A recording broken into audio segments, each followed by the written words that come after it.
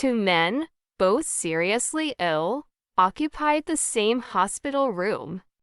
One man was allowed to sit up in his bed for an hour each afternoon to help drain the fluid from his lungs. His bed was next to the room's only window. The other man had to spend all his time flat on his back. The men talked for hours on end. They spoke of their wives and families, their homes, their jobs, their involvement in the military service, where they had been on vacation. And every afternoon, when the man in the bed by the window could sit up, he would pass the time by describing to his roommate all the things he could see outside the window.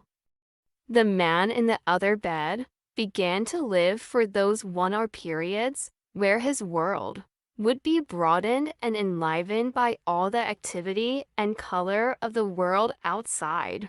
The window overlooked a park with a lovely lake. Ducks and swans played on the water, while children sailed their model boats. Grand old trees graced the landscape, and a fine view of the city skyline could be seen in the distance. As the man by the window described all this in exquisite detail, the man on the other side of the room would close his eyes and imagine the picturesque scene.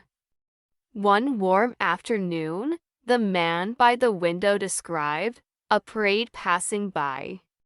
Although the other man couldn't hear the band, he could see it in his mind's eye as the gentleman by the window portrayed it with descriptive words. Days and weeks passed. One morning, the day nurse arrived to bring water for their baths, only to find the lifeless body of the man by the window who had died peacefully in his sleep. She was saddened and called the hospital attendants to take the body away.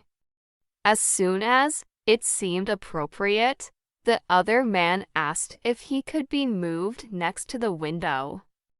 The nurse was happy to make the switch, and after making sure he was comfortable, she left him alone.